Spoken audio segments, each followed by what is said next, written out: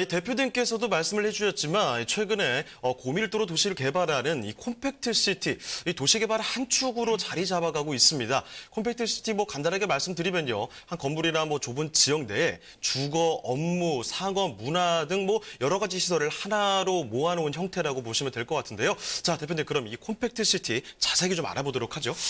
앵커님 지난주 공부 많이 하신 것 같습니다. 미리미리 하고 오죠. 네네. 맞습니다. 우리가 압축도시라고 하고 이제 우리가 고밀도 이제 개발이라고 하는 것들인데 이것이 그냥 우리나라에서 그냥 얘기되고 있는 이런 어떤 소소한 이야기들이 아니라 사실 우리가 이제 슈퍼스타 시티 이렇게 얘기하죠. 정말 세계적인 아주 거대한 어떤 메트로 시티 같은 것들을 우리가 슈퍼스타 시티라고 하는데 이런 쪽에서 지금 논의되고 있는 것들이 대부분이 이제 그 콤팩트 시티에 관한 논의가 되겠습니다. 그래서 제가 오늘 서울 중심권 것도 콤팩트 시티에 투자하라 이런 제목을 가지고 좀 말씀을 드리고 싶은데요. 그 전에 지금 세계적인 흐름이 어떤가 이런 걸 보는 것도 중요하잖아요. 우리가 이제 그 흐름을 따라가고 있으니까. 자, 일단 미국 그 뉴욕 쪽을 좀 볼 수가 있겠는데요.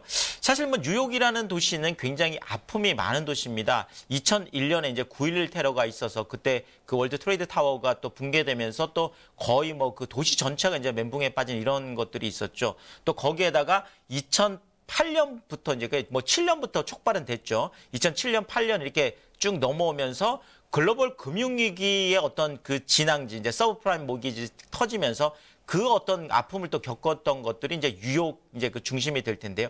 결국 이런저런 어떤 그 경제적인 어려움들을 겪으면서 2008년 이후에 어떤 현상이 일어났냐면 주거 쪽에서는 도심 소형주택의 선호도가 이제 가속화되는 이런 모습들을 보였습니다. 당연히 어려워지니까 이제 멀리 또 떠나기는 힘들고 좀 가까운 안에서 이제 좀 이렇게 직주 근접으로 했으면 좋겠다라는 이런 수요들 때문에 소형 주택에 대한 어떤 그 관심이 높아지고 이런 수요가 많아지면서 어떤 이런 도심 소형 주택들을 공급하는 이런 그 콤팩트 시티가 좀 가속화됐다 이렇게 좀 보여지고요. 더더구나 지금 좀 구체적인 걸 제가 좀 말씀을 드리면 그 브롱스 웨스트팜이라는 이제 그 뉴욕 안에 이제 그 어떤 지역이 있습니다. 이 브롱스 웨스트팜은 원래 굉장히 이렇게 낙후된 공업 지역이었거든요. 사실 도심 안에 있는 공업 지역이라는 거는 우리나라나 미국이나 최근까지는 별로 인기가 없었습니다. 자, 그런데 이 낙후된 공업 지역에다가 거의 10개 정도의 어마어마한 대규모 이제 빌딩들을 짓기 시작한 거죠. 거기에는 업무라든지 생산이라든지 또 거기에다 상업이라든지 주거까지 모든 것들이 들어가는 이런 그 거대한 어떤 빌딩들, 그러니까 아주 고밀도 개발을 한 거죠. 자, 이렇게 하다 보니까 브롱스 웨스트팜이 어마어마하게 그쪽이 이제 발전하고 사람들이 그쪽으로 몰려들면 상업도 잘 되고 그렇죠. 업무도 잘 되고 또 생산도 잘 되는 이런 어떤 그 도시로 탈바꿈한 것들이 있거든요. 자, 여기에다가 요즘 뉴욕에서 가장 주목을 받고 있는 곳이 바로 허드슨 야드라는 곳입니다. 여러분들 잘 알고 있는 맨하튼 그 8번가 쪽이죠. 그 허드슨 강 있는 그쪽인데 이쪽 같은 경우에 지금 그러니까 미국 안에서도 이 정도 프로젝트는 진행된 적이 없습니다. 도시재생으로. 28조 원, 우리 돈으로 약 한 28조 원 정도 되는데 거대한 프로젝트죠. 지금 당장 한 16개 정도 아주 어마어마한 거대 지금 주상복합들이 올라가고 있는데 이것이 지금 2024년까지 완공이 됩니다. 그러니까 지금 이미 시작이 되고 있고 많이 완공이 된 그런 시점에 와 있다라는 거죠. 자, 이러다 보니까 지금 용적률을 최대 3,300%.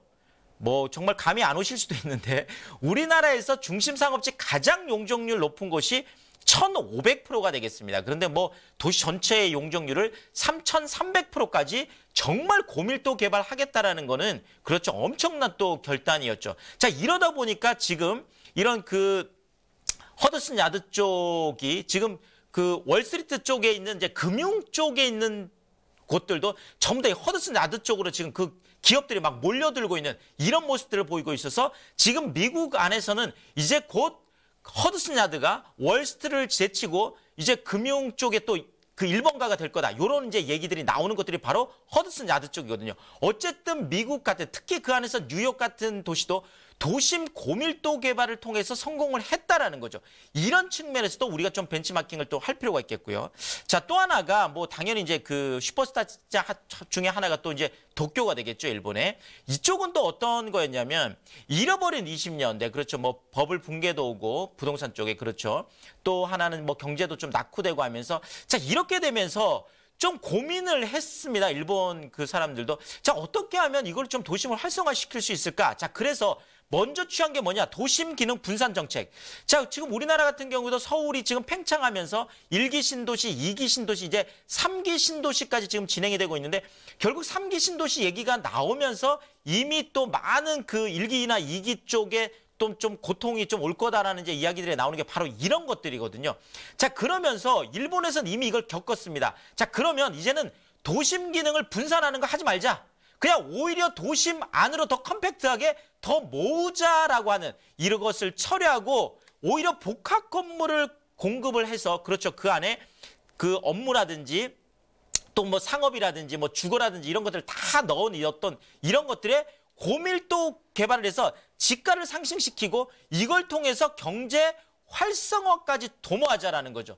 그 대표적인 게 우리가 너무나 잘 노는 건 뭐 완전 랜드마크죠. 러펑길스가 되겠죠. 이 러펑길스 프로젝트 같은 경우가 아주 성공적으로 진행이 됐습니다. 그 안에 주거도 있고 그렇죠. 상업도 있고 업무도 있고 지금 어마어마한 또 기업들이 많이 들어가 있습니다. 이런 것들이 지금 그 일본에서 성공하다 보니까 자, 그렇다면 오히려 고령화 시대에는 도심 고밀도 개발이 필요하다는 게 일본에 지금 뭐 대세가 되고 있습니다. 고령화가 되면 될수록 지금 도쿄가 그런데요.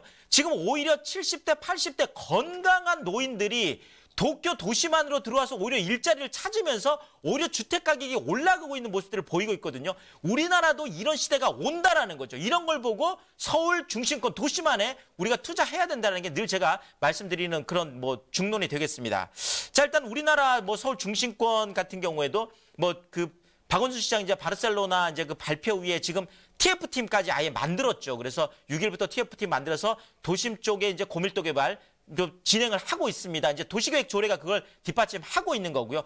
이러면서 지금 몸값이 상승이 되고 있는데 그중에 대표적인 지역을 우리가 꼽으라면 바로 이제 영등포 쪽이 되겠습니다. 영등포 같은 경우에는 당산동, 양평동, 물레동 이쪽이 아까 제가 브롱스팜 얘기했던 바로 그런 지역처럼 원래 준공업 지역인데 이쪽을 준주거 지역으로 지금 건폐율하고 용적률을 똑같이 맞춰놨잖아요. 이쪽을 지금 도심 안에 주거뿐만 아니라 뭐 상업, 업무까지 그러니까 준공업 지역을 준주거 지역 이상, 상업 지역 이상으로 지금 키우고 있는 곳이 바로 영등포나 성수동 쪽이 되겠습니다. 그래서 성수동 쪽도 지금 어마어마한 지식산업센터들이 들어가고 있잖아요. 자, 여기에다가 뭐 마곡 쪽의 R&D 센터라든지 지금 목동 쪽에서 얘기되고 있는 14개 단지 전체 다를 스마트 시티로 지금 만들겠다는 이런 거라든지 여의도 쪽에 지금 고밀도 개발 뭐 당연하죠. 강동 쪽에 지금 첨단 업무 단지들 들어오고 있는 이런 것들이 주거와 상업과 업무를 융복합하는 이런 개발이 지금 도심 고밀도 개발로 각광을 받고 있다는 거죠. 당연히 이런 쪽에 우리가 투자를 해야 되겠죠. 자, 서울 중심 역세권 제가 늘 말씀드립니다. 그렇지만 역을 벗어나면 안 된다는 거예요. 지하철역에서 도보 5분, 아무리 멀어도 도보 10분, 도보 3분 초초초 역세권은 더 좋겠죠. 자, 어쨌든 이런 안에 우리가 소형주택 쪽에 우리가 투자를 했을 때 또 많은 혜택들을 볼 수 있으니까 이런 방향으로 투자를 한다면 반드시 성공할 수 있다. 이렇게 말씀드리겠습니다.